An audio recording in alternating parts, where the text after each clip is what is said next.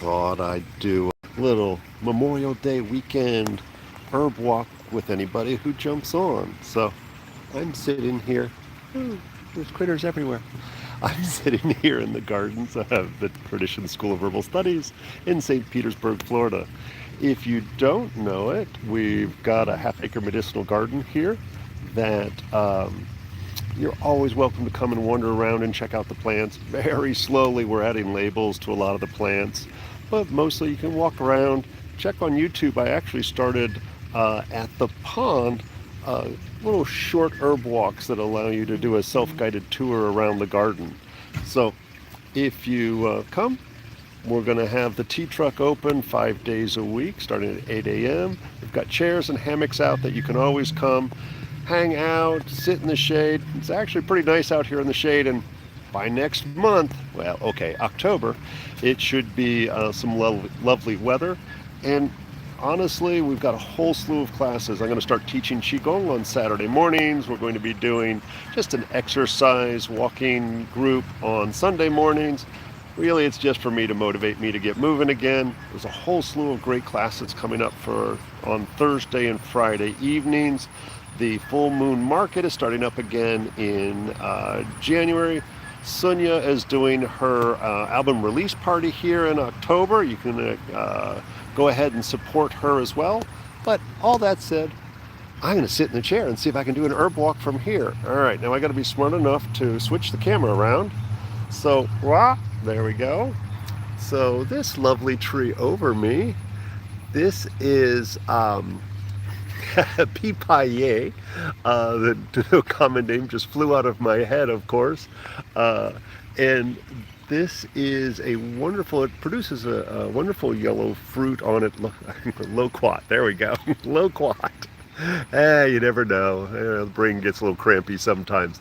So loquat is a great medicinal herb. One of the most commonly used, I'm going to pull a leaf off, one of the most commonly used cough remedies in Chinese medicine.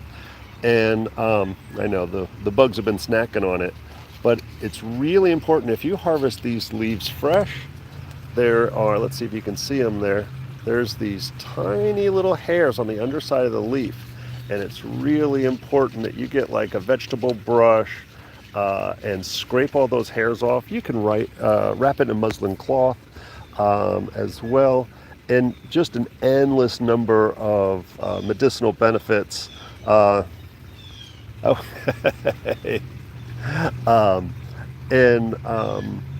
fruit, of course, is yellow fruit. It's sometimes used as an ornamental here in Florida. It is super edible.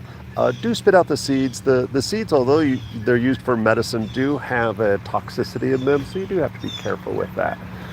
Let's see what other fun stuff we got. Oh, so this tree, let's find a good example. There we go. So this is a mulberry, and the mulberry is, we named a town in Florida after it.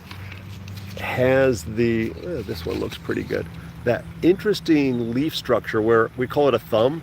So it kind of looks like the thumb, and you can have left-handed and right-handed, or in the case of this leaf, no thumb. He was born thumbless. Obviously, mulberry fruit is super yummy. And it's always interesting when we look at the indigenous people and what they used all of our local mulberries for. They have the same uses as we find in Chinese medicine. So the fruit, yummy food, doesn't have much of a shelf life, so you have to eat it right off of the tree, which is, you can always tell when somebody's been harvesting their mulberry because they come back stained purple. The leaves are used for a wet cough. The bark is used, so we can strip the bark off and use this for weather-related pain. I find it particularly good for the upper back, headaches, anything in the upper body, really.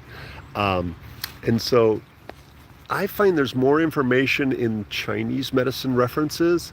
So Sangye, Sangye, is the Chinese name for the leaf. Sang Bai Pi is the name for the bark. And that's Sangbai, Sang Bai Pi, Pi, there we go.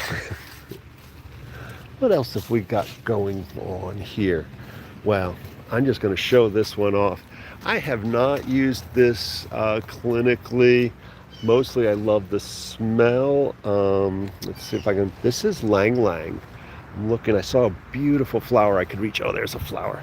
It's such a little plant. The flowers are subtle, but this is the flower. And can you smell it? You stick your nose right up in there. So if you're in the area, this is over near the chain link fence, and you have to kind of climb under the tree and look for it. The smell is intense. It's actually richer, earthier than the essential oil. Most people know the essential oil, but nobody knows the actual plant, which is kind of why I grew it. And there's just a ton of flowers. This is the second year in a row that we've gotten flowers, and even more this time than last. So think for stress, tense, especially when it's causing pain, is a primary use. So these leaves are loofah. I've been trying to grow this with mixed results. And loofah is, oddly enough, a Chinese herb as well. You know I love my Chinese herbs. And where's the base of it? There it is. This is the loofah. We call it sigualo, and we use it for kind of fibromyalgia-like pain. Oh, wait a second. I missed a couple. Can I make a tea from my plants?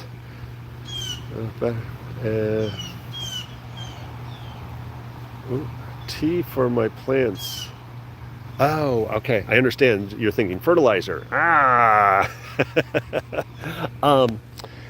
Just compost tea is one of the best things to use for fertilizer. There's a number of plants that are classically used. The comfrey, if you have that growing, is a great addition. Stinging nettles is a great addition. One of the ways I always like to think about it, though, is rather than what's the perfect herbs, because you can just get a good organic fertilizer and it's all concentrated and done for you. But if you're making tinctures, if you're making infusions, take that leftover the leftover dried leaf stuff, and start creating a compost pile with that, or the compost tea. And all that means is you get a big 5-gallon bucket or something, pardon the noise going by, throw those leaves in there. I always suggest putting a screen of some sort over there. Add water, add some water and let it just kind of get nasty. But by putting a screen over it, you'll keep the mosquitoes from getting in there and being a mosquito farm. But also think about using your heavy feeders. A lot of people have moringa. That makes a really good compost tea. The leftovers of bananas make it. So bananas are really heavy feeders. And so they need it, but that means they're uptaking all of that potassium in particular, but nitrogen and potassium both. So all of those can be put in, and I think a mix is always the best thing. And then if you've got access to some worm dirt, a handful of older compost, kind of gets that fermentation and breakdown to happen a little faster. I think a week for it to sit there and ferment, and like maybe a 10-to-1 of compost to water. And wait, here's my brother, another great farmer. He's got a crazy yard too. Sorry, you're on YouTube Live. What up, bro? Been doing TV spots all day. Oh, that's right. Hey, if anybody's in the area, Gecko Fest. See, look, logo. Wow. Gecko Fest in Gulfport is coming up. Oh, is that the old one? Celebrating 25 years this year. Outstanding. 25 years and still weird. It is a good. It is always that. Every aspect of it is a hoot. If you're able to get down to here, do it. And is there remote parking so people don't have to fight through the parking nightmare? We have a shuttle coming as far as 15th and 58th at the Catholic Church up there. Sweet. But throughout, within a few blocks, there's some remote parking as you come into town on Beach. And we'll pick you up on the trolley, take you down there, and take you back. Sweet. What he said.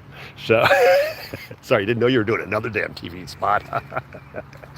Sorry, I'm doing an herb walk with the masses. Sorry for that commercial interlude.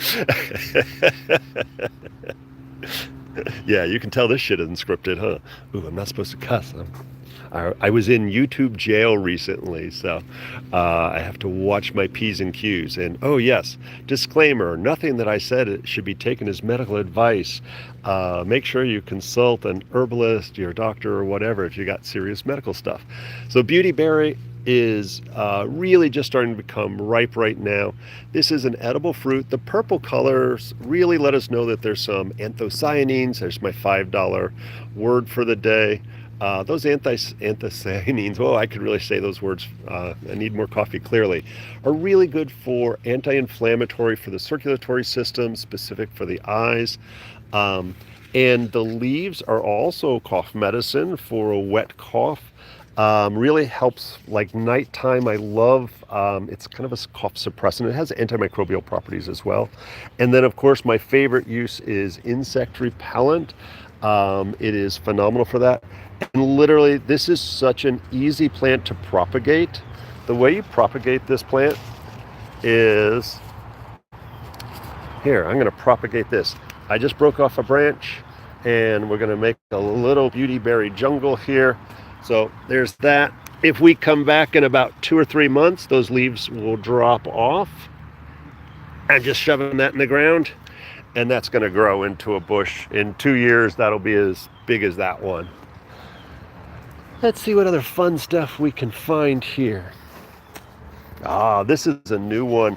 I have one at home, but this is guava, and guavas are really underutilized. If you grew up in the islands, it would be utilized. But the guava, besides, let y'all see my shiny face here. Guava is really good medicine. Oh, I'm going to take advantage of one of our cool hammocks here. Pardon me while I fumble a bit. Oh, God, I love these hammock chairs. Yay. So it's really nice and shady here under the trees. You can see all around. So we put these up always on the weekends, but a lot of times if the tea truck's open, we will put these up, especially if there's folks here in the yard. This is my favorite spot. It's kind of in the back corner.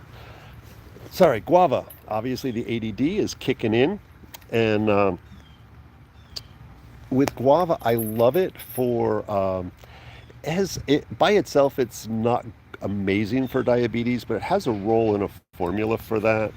It's used for chronic loose stools. It's specific for any kind of inflammatory eye issues. It can be used internally or topically. It's somewhat astringent or drying, and it can be just drank as a good tonic tea for toning up the tissues for that lax state. I know half of you have no idea what I just said with laxity, but when we look at the energetics of plants, it's really talking about that in particular. Oh, and I got to put out a selfless plug since we got a few people online here now, and I'm gonna stop in a minute, and I'll probably do a Facebook Live here in a few minutes, and maybe I'll come back on if I get fired up to talk a little bit longer. I'm trying to keep them shorter because nobody watches the whole thing. Doing my best to monetize YouTube, so share with your friends, let it play endlessly so that I can meet that magic number of view hours that are required for me to monetize YouTube. But tonight from 6 to 8 on Facebook Live, I'm doing the Herbal Open Forum, which is, I do it the last Friday of every month. I'm not going to do it in December is the only time. And then after that, coming in January, I'm going to switch the Herbal Open Forum to YouTube Live, as long as I don't end up in YouTube jail again for saying bad words. Actually, I think it was something I made a medical claim about an herb or something. I don't really know. But tonight on Facebook Live, I'm going to be doing the Herbal Open Forum. You can jump on. It's open to everybody. It's free. I don't ask you to register, or you don't have to give me your email or personal information or anything like that. It's just there. I archived the last, probably it's almost up to 5 years now. I archived that on YouTube, so there's literally probably over 100 hours of those recorded on YouTube right now with it is me downloading my brain to whatever questions people pose. You can send in questions on that. So I love it when you do, in case I'm like, oh, I got to look up that medication or something. I, obviously, I can't give direct medical advice, but I can sometimes give a little education and get you pointed in the right direction, or clarify points about an herb or energetics, some diagnostics. Western herbalism, tropical herbalism, Chinese herbalism, European. I'm usually pretty darn good at those. Ayurvedic, I know the basics, but I won't consider myself an expert in Ayurvedic medicine. I do know a number of the herbs because there's so much crossover into the Chinese medicine. So you can bring acupuncture questions, anything you've got, please do bring it. I really have a lot of fun doing those. So if you want to email in a question, you can go to traditionsherbschool@gmail is a great way to send in any questions ahead of time.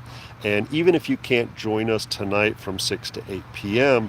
Eastern Standard Time, you can always catch the recording here on YouTube. I usually put it up within a day or so. Since I've actually got the weekend off, I should have it up either tonight or certainly by tomorrow. So I'm going to go ahead and end it. I hope I see some of you in classes. Remember, all of our classes are both online and in person. There's a few classes we don't do online, but either they're not conducive of good learning online, or there's one of our instructors who, because of the sacredness of it, does not want it recorded. And so we always respect the teacher stuff on that. But everything from beginner to advanced practitioners, both the Western and Chinese herbal programs are getting ready to be fired up and start again. So check out all the classes at traditionsherbschool.com. If you're in the Tampa Bay area and want to get in to see one of our many acupuncture physicians or herbalists, clinical herbalists, just check out AcuHerbals, AcuHerbals.com. That's acupuncture and herbal therapies. And we'll get you on the schedule. So talk to y'all soon. Now I got to figure out how to turn this off. Now comes the hard stuff. Well, that is not intuitive. Close. Let's try that. All right, that didn't work. That does not work either. That doesn't work. All right.